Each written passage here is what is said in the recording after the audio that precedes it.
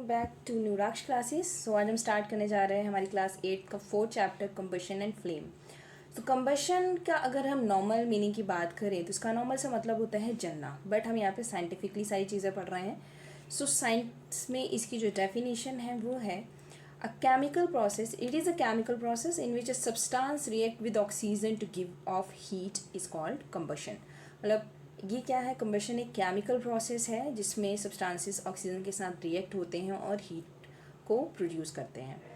और कुछ बहुत सारे केसेस में लाइट भी प्रोड्यूस करते हैं, जैसे कैंडल जलती है तो हीट तो प्रोड्यूस करती है लेकिन उसके साथ साथ वो लाइट भी प्रोड्यूस करती है। So this is the definition of combustion. So the substances that undergoes the combustion is said to be combustible and it is also called fuel. सारी चीज़ें combustion नहीं करती हैं, मतलब सारी चीज़ें जलती नहीं हैं, और जो चीज़ें जलती हैं या फिर जो combustible होती हैं उन्हें हम क्या बोलते हैं, फ्यूल बोलते हैं।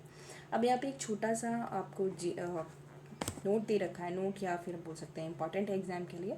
सो यहाँ पे दे रखा है कि मैग्नीशियम है, जो कि मैग्नीशियम बर्न होता है, बर्न होकर क्या देता है, मैग्नीशियम ऑक्साइड देता है और हीट और लाइट प्रोड्यूस करता है। ठीक है, आप याद रखिएगा कि अब ये देखो, ये जो क्वेश्चन ना दो तरीके से पूछा जा सकता है। डायरेक्टली पूछ सकता है कि मैग्नीशियम की कंबशन से क्या प्रोडक्ट बनता है, तो मैग्नीशियम ऑक्साइड बनता है। या फिर मैग्नीशियम जब जलता है तो कौन सा प्रोडक्ट बनता है, तो तब भी मैग्नीशियम ऑक्साइड बनता है। और एक और चीज़, जब मैग्नीशियम जलता है ना तो डेजलिंग फ्लेम के साथ जलता है। मतलब जैसे आपने देखा होगा जो फुलझड़ी होती है दिवाली पे हम जलाते हैं तो उसकी जो फ्लेम होती है उसमें मैग्नीशियम ही होता है, तो वो जलता है तो बहुत ही स्पार्क के साथ जलता है, उस फ्लेम को बोलते हैं डेजलिंग फ्लेम। सो यहाँ पे आपको डेजलिंग फ्लेम दे रखी है, तो आपसे ये पूछ सकते हैं कि डेजलिंग फ्लेम के साथ कौन सा केमिकल या फिर कौन सा एलिमेंट बर्न होता है। सो वो कौन सा होगा, मैग्नीशियम। उसके बाद charcoal burns in air, we know that coal to burns in air producing carbon dioxide, heat and light. तो कोयला जब जलेगा, चारकोल जब जलेगा तो जलने के साथ क्या देगा, हीट देगा, कार्बन डाइऑक्साइड देगा और लाइट प्रोड्यूस करेगा। ठीक है, अब यहाँ पे हम बात करते हैं क्या है, एक क्वेश्चन टाइप का यहाँ पे बोला गया है कि क्या सन में भी कंबशन होता है, क्या सन भी, क्योंकि सन भी तो हीट और लाइट दे रहा है, तो क्या उसमें कंबशन हो रहा है या फिर कंबशन नहीं हो रहा, तो उसमें क्या प्रोसेस हो रही है। सो जो सन है ना वो हीट और लाइट प्रोड्यूस करता है, बट वहाँ पे न्यूक्लियर रिएक्शन होती हैं। ठीक है, वहाँ पे हाइड्रोजन और हीलियम गैसेस क्या करती हैं, न्यूक्लियर रिएक्शन करती हैं, जिसकी वजह से वहाँ पे क्या होता है, हीट और लाइट प्रोड्यूस होता है। ठीक है, अब वहाँ पे ऑक्सीजन तो नहीं है, ऑक्सीजन की वजह से तो नहीं हो रहा, सो हम उसे कंबशन ही बोलेंगे।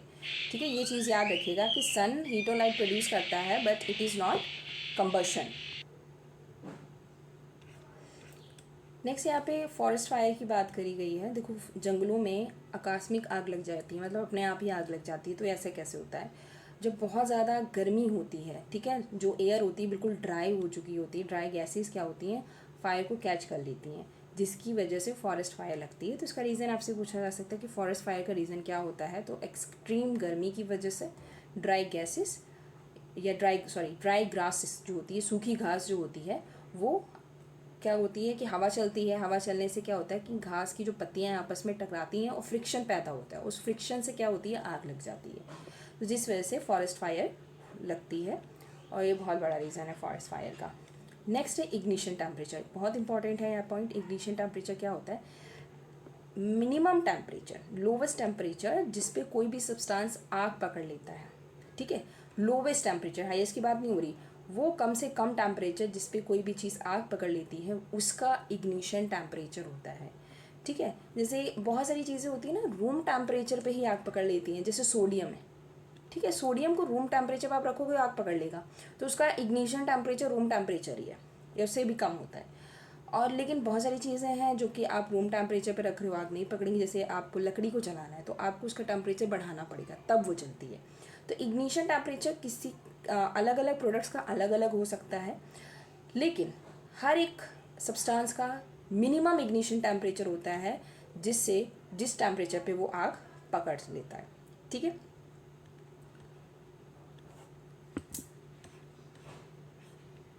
अब यहाँ पे मैच बॉक्सेस या मैच स्टिक के बारे में, हिस्ट्री के बारे में आपको बता रखा है, इसके साथ साथ ये बताया हुआ है कि किससे बनता है भाई, सो ये इम्पॉर्टेंट है। तो आज से 5000 साल पहले पाइन वुड को डिप किया जाता था सल्फ़र में, और उस इजिप्ट में ये एज अ मैच स्टिक की तरह यूज़ किया जाता था, मतलब पुराने ज़माने की माचिस बोल सकते हैं हम इसे, ठीक है। तो इजिप्ट में सबसे पहले इसका यूज़ शुरू हुआ, और उस टाइम जो लकड़ी यूज़ होती थी वो पाइन वुड की यूज़ होती थी, उसको किस में डिप किया जाता था, सल्फ़र में, लेकिन वो थोड़ा सा रिस्की होता था। सो मॉडर्न टाइम पे हम क्या करते हैं, जो मिक्सचर होता है ना, हमारी मैच स्टिक जो होती है, माचिस की तीली होती है, उसके ऊपर जो ब्राउन सा मिक्सचर लगा रहता है, वो किस चीज़ का बना होता है, तो वो बना होता है antimony trisulphide, phosphate chlorate, potassium chlorate और वाइट फॉस्फोरस, ठीक है। ये 3 चीज़ों का बना होता था जो मॉडर्न में एंटीमनी ट्राइसल्फेट, पोटेशियम क्लोरेट और वाइट फॉस्फोरस, ठीक है। इसको हम क्या करते थे, किसी भी लकड़ी या स्टिक जो होती थी उसके ऊपर हम इसको स्टिक कर देते थे ग्लू की हेल्प से या किसी भी अनदर स्टिकी सब्सटेंस की हेल्प से। और जो वाइट, अब इसमें जो आग इनिशिएट होती है, मतलब जो इनिशिएट होता है वो किससे इनिशिएट होता है, फायर किससे इनिशिएट होती है, तो उस इनिशिएट करने का काम कौन करता है, वाइट फॉस्फोरस करता है। White phosphorus got ignited due to the heat of friction. जैसे ही आप उसको माचिस का जो बॉक्स होता है, मैच बॉक्स होता है, उसके ऊपर आप स्क्रैच करते हो तो फ्रिक्शन से वाइट फॉस्फोरस क्या हो जाता है, जलने लगता है, इग्निटेड हो जाता है, ठीक है। बट आगे क्या प्रूव हुआ, the phosphorus prove to be dangerous for the both the workers involve in the manufacturing matches and for the users. तो आगे चल के हमें स्टडी से पता चला कि भाई फॉस्फोरस जो है वो हानिकारक है, ठीक है, वर्कर्स के लिए भी और और बाकी यूज़र्स के लिए भी। सो आगे इसमें कुछ चेंजेस लाए गए। So these days the head of the safety match contain only antimony and potassium chlorate, ठीक है। वाइट फॉस्फोरस को वहाँ से हटा दिया गया है। जो माचिस की तीली होती है उसके ऊपर अब सिर्फ मिक्सचर किसका लगाया जाता है, एंटीमनी का और पोटेशियम क्लोरेट का। लेकिन जो मैच बॉक्स होता है, ठीक है, मैच बॉक्स होता है ना, माचिस का बॉक्स होता है, उस पर ब्राउन ब्राउन सा जो सब्सटेंस होता है जिस पे आप स्क्रैच करते हो, ठीक है, जो उसकी रबिंग सरफेस होती है, उस पर एक बहुत ही लिटल अमाउंट में ग्लास पाउडर और रेड फॉस्फोरस का यूज़ किया जाता है, जो कि कम डेंजरस होता है compare in the white phosphorus, ठीक है। वाइट फॉस्फोरस को रिप्लेस किया गया किससे, रेड फॉस्फोरस से, और जो कि कम डेंजरस है।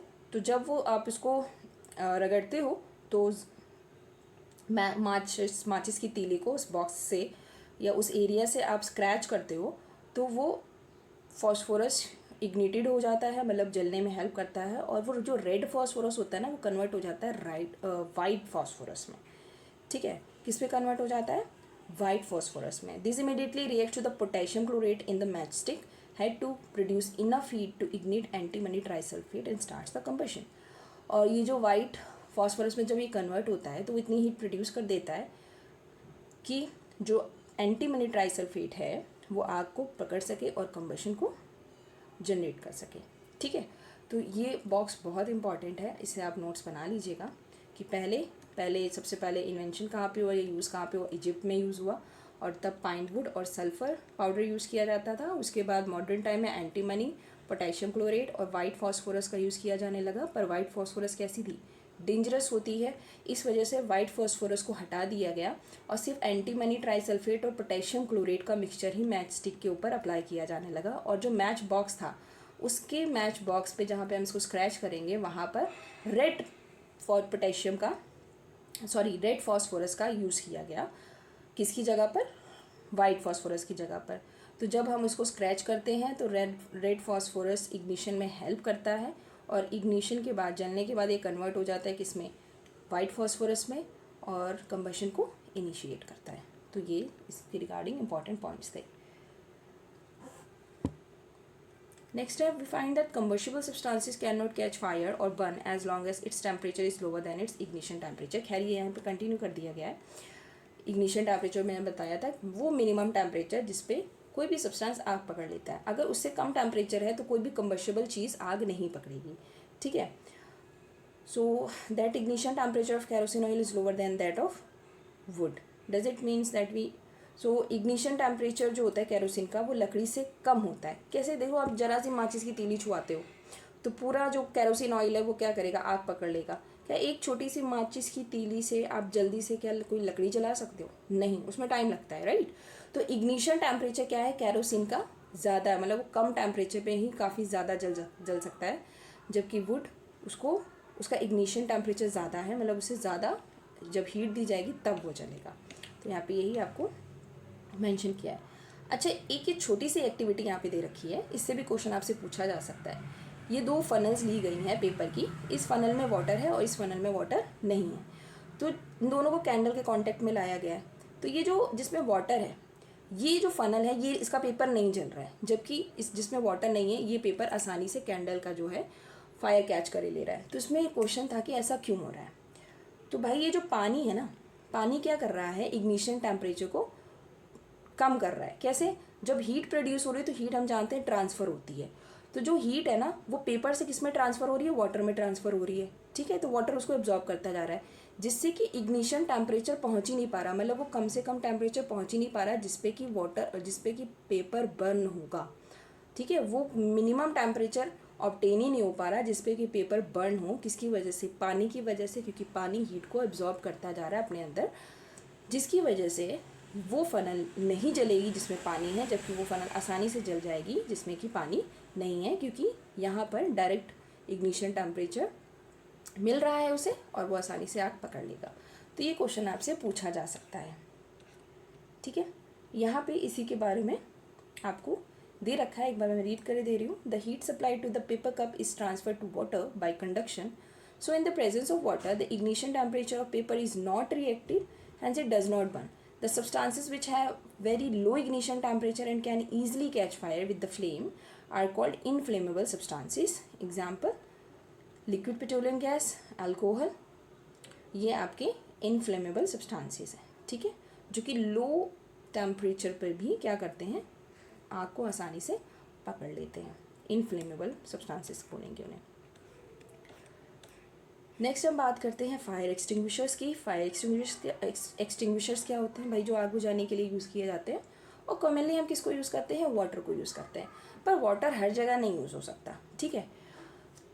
जो अगर ऑयल में आग लगी है तब आप पानी से उसको नहीं बुझा सकते, इवन उसका सरफेस एरिया बढ़ा देगा। अगर इतने से सरफेस एरिया में ऑयल फैला है, अगर आप पानी डाल रहे हो, पानी इतना फैला तो इसके ऊपर ही क्या होगा, वो जो सरफेस एरिया है ऑयल का और फैल जाएगा और आग और बढ़ने के चांसेस हो सकते हैं। तो कभी भी जब ऑयल की वजह से आग लगती है तो हम रेत का यूज़ करते हैं, ठीक है, या फायर एक्सटिंग्विशर का यूज़ करते हैं। तो हर जगह पानी नहीं यूज़ होता आग बुझाने के लिए, ठीक है। सो मॉडर्न टाइम में हम क्या यूज़ कर रहे हैं? CO2 को यूज़ कर रहे हैं। अब CO2 बेस्ट फायर एक्सटिंग्विशर है प्रेजेंट टाइम पे, ठीक है। ऐसा क्यों? क्योंकि CO2 जो होती है ना, हैवियर होती है ऑक्सीजन से, covers the fire like a blanket. तो ये जो जैसे कि ये फायर जल रही है, ठीक है, इसके ऊपर एक ब्लैंकेट टाइप का बना लेगी, क्योंकि CO2 जो है वो हैवियर है ऑक्सीजन से। अब जब ऑक्सीजन कांटेक्ट में आ ही नहीं पाएगी आग के, तो हम जानते हैं कि जलने के लिए ऑक्सीजन बहुत इंपॉर्टेंट है। जब ऑक्सीजन को कांटेक्ट में ही नहीं आने दे रही है तो क्या करेगी? वो फायर को धीरे धीरे बुझा देगी। इस तरह से CO2 जो है वो फायर को कट ऑफ करती है और उसको कंट्रोल करती है, ठीक है। The added advantage of CO2 is that in most of cases it does not harm the electric equipment. तो अगर आप फायर एक्सटिंग्विशर का यूज़ कर रहे हो, मतलब CO2 का यूज़ कर रहे हो, तो जो इलेक्ट्रिक अप्लाइंसेस हैं उनको भी ये हार्म नहीं करेगी। जबकि पानी डालोगे तो शॉर्ट सर्किट हो सकता है, इवन और खतरा बढ़ सकता है इसका, ठीक है। When released from the cylinder, CO2 expand enormously volume and cools down, so it not only form the blanket around the fire, also brings down the temperature of the fuel. That is why it's an excellent fire extinguisher. Another way to get CO2 to release, अच्छा देखो, CO2 जो है blanket तो बनाती है, इसके साथ साथ जो फ्यूल का टेम्परेचर है ना वो भी कम कर देती है, कूल डाउन कर देती है, तो उससे और आसानी से फायर क्या हो जाती है, कंट्रोल में आ जाती है। इसके अलावा अगर CO2 नहीं प्रेजेंट है, ठीक है, मान लिया CO2 नहीं प्रेजेंट है, तो हम क्या करते हैं, ड्राई पाउडर होता है सोडियम बाइकार्बोनेट का और पोटेशियम बाइकार्बोनेट का, वो हम आग के ऊपर फेंक सकते हैं। ऐसा क्यों? जब सोडियम बाइकार्बोनेट या पोटेशियम बाइकार्बोनेट को आग के आसपास अगर हम फैला देंगे तो क्या करती है, वो CO2 रिलीज़ करेगी खुद ही। तो वो CO2 जब रिलीज़ होगी रिएक्शन की वजह से, तो वो भी फायर एक्सटिंग्विशर का काम करेगी। तो ये आपसे क्वेश्चन पूछा जा सकता है कि भाई अगर CO2 फायर एक्सटिंग्विशर नहीं है हमारे पास, तो हमारे पास और कौन सा मेथड है जिससे कि हम CO2 को रिलीज़ करा सकते हैं। सो सोडियम बाइकार्बोनेट या पोटेशियम बाइकार्बोनेट आप ले सकते हैं और उससे क्या होगा, वो हीट की वजह से रिएक्ट होगी और CO2 को अपने आप ही रिलीज़ करेगी, जिससे कि फायर एक्सटिंग्विशर का काम हो सकता है। नेक्स्ट है टाइप ऑफ कम्बशंस।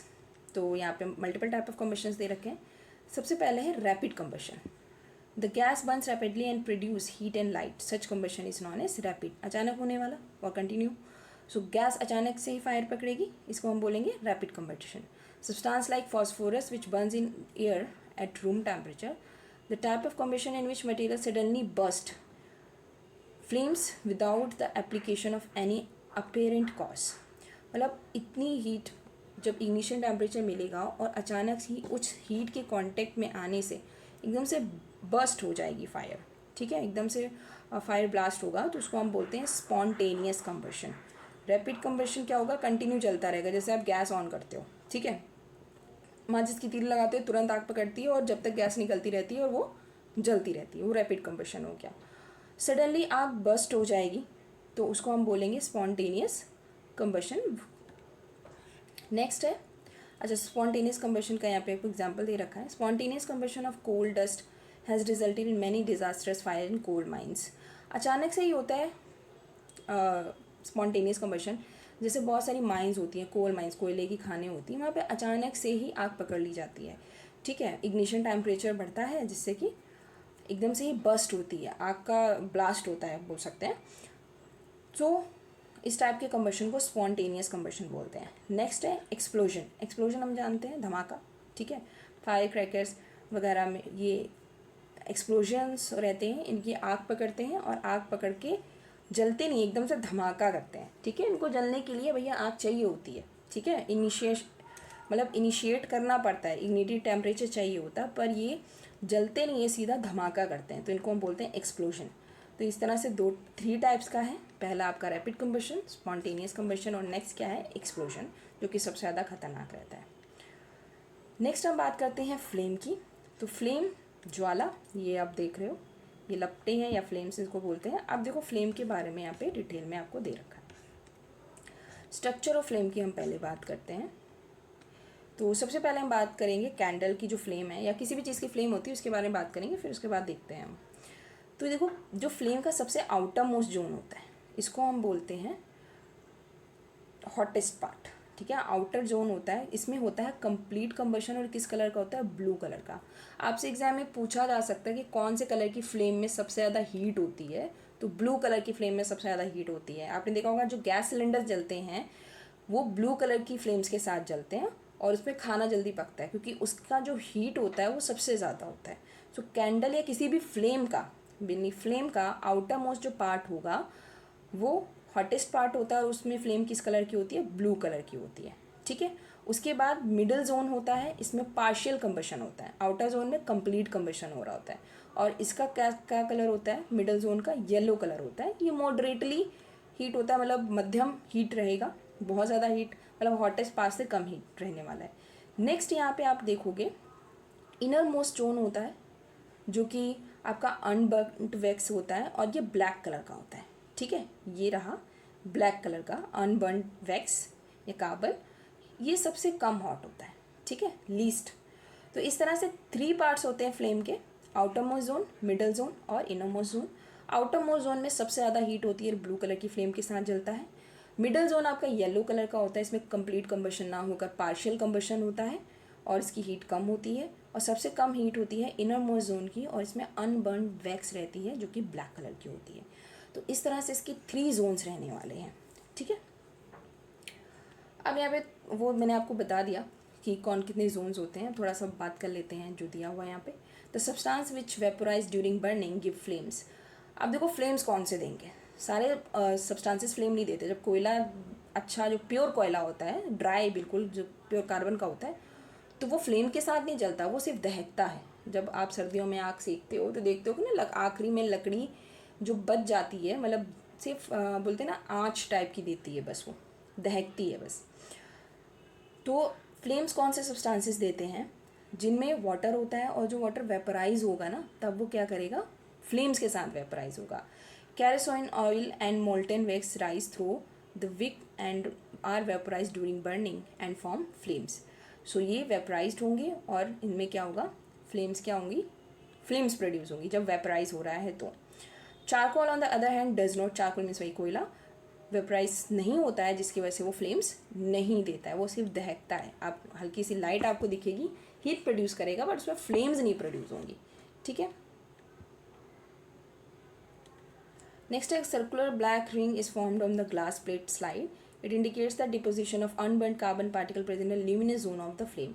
अच्छा, यहाँ पे आपको ये वो जो हमने बात करी थी कि जो अनबर्न्ड कार्बन होता है वो किस कलर का होता है, ब्लैक कलर का होता है, इनरमोस्ट जोन होता है, ये जो कि हम यहाँ पे डिटेल में ऑलरेडी बता चुके हैं आपको, और इसमें सबसे कम हीट होती है, ठीक है।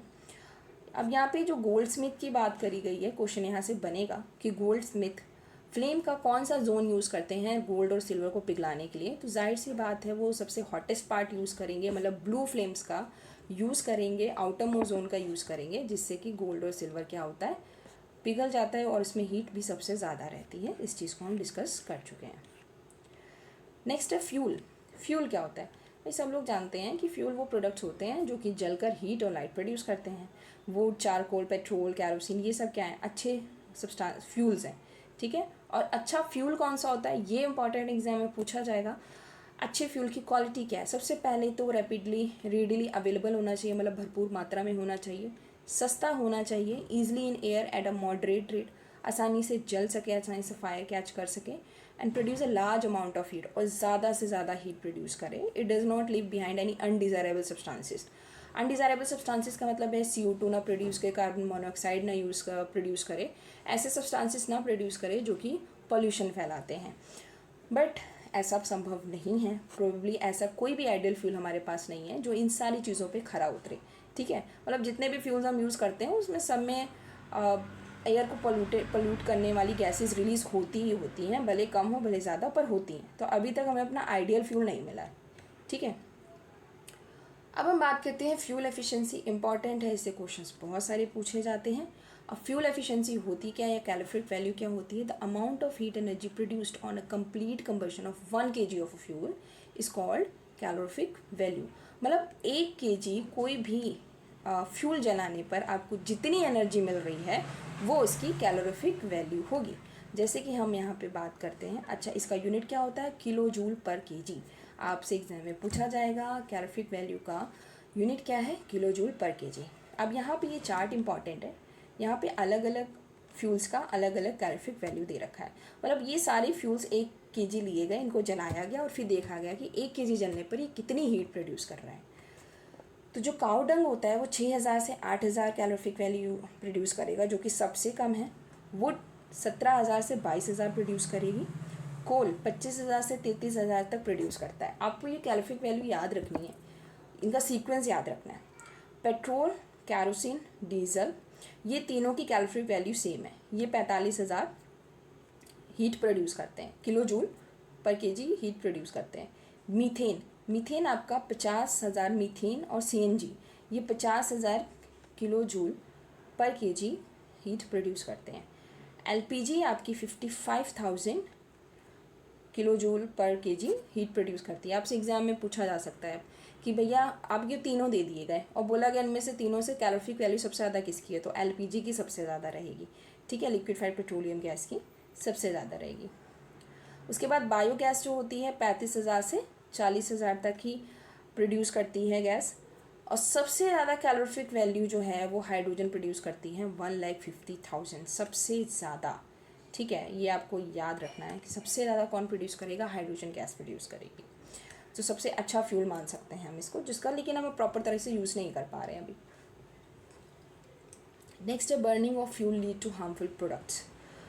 अब देखो जब जलेगी कोई भी चीज़, तो मैंने अभी क्या बताया था कि कोई भी आइडियल फ्यूल नहीं है। बहुत सारे जो फ्यूल्स हम यूज़ कर रहे हैं वो ऐसे सब्सटेंसेस को प्रोड्यूस करते हैं जो कि हार्मफुल हैं, ठीक है। So carbon fuel like wood, coal release unburned carbon, ठीक है। अनबर्न्ड कार्बन मतलब अनबर्न्ड कार्बन पार्टिकल्स राख हो गया, ठीक है, अलग अलग टाइप के पोल्यूटेंट कार्बन्स हो गए, तो उनको प्रोड्यूस करती है, जो कि रेस्पिरेटरी डिसीज़, अस्थमा जैसी बीमारियों को कॉज करती है। धुआं छोड़ती है तो धुआं में आप सांस नहीं ले पाते हो, ठीक है, तो रेस्पिरेटरी डिसीजेज उससे हो जाती हैं। Incomplete combustion of these fuels give carbon monoxide, जो कि बहुत ही डेंजरस गैस है, मतलब इस पॉइजनस गैस है, इससे इंसान की मौत हो सकती है, हो जाती है। और जो एक्चुअली कार्बन मोनोऑक्साइड करती क्या है, जब आप सांस लेते हो ना तो कार्बन मोनोऑक्साइड जो होती है ना आपके ब्लड में मिक्स हो जाती है ऑक्सीजन से ज़्यादा स्पीड से। सो ये हीमोग्लोबिन के साथ मिक्स हो जाती है। अब जहाँ पे ऑक्सीजन को होना चाहिए था वहाँ पे कार्बन मोनोऑक्साइड चली गई, तो जिससे कि हमारी बॉडी में ऑक्सीजन लेवल अचानक से एकदम लो हो जाता है और हमारे सेल्स वर्क करना धीरे धीरे बंद कर देते हैं और इंसान की डेथ हो जाती है। सो इसी वजह से कार्बन मोनोऑक्साइड पॉइजनस गैस है, ठीक है। इसीलिए कहते हैं कि ना जब कोयला वगैरह जला के रूम में बंद करके नहीं सोना चाहिए, क्योंकि जब वो जलता है तो कार्बन मोनोऑक्साइड प्रोड्यूस करता है और हो सकता है कि सोते सोते इंसान की मौत ही हो जाए।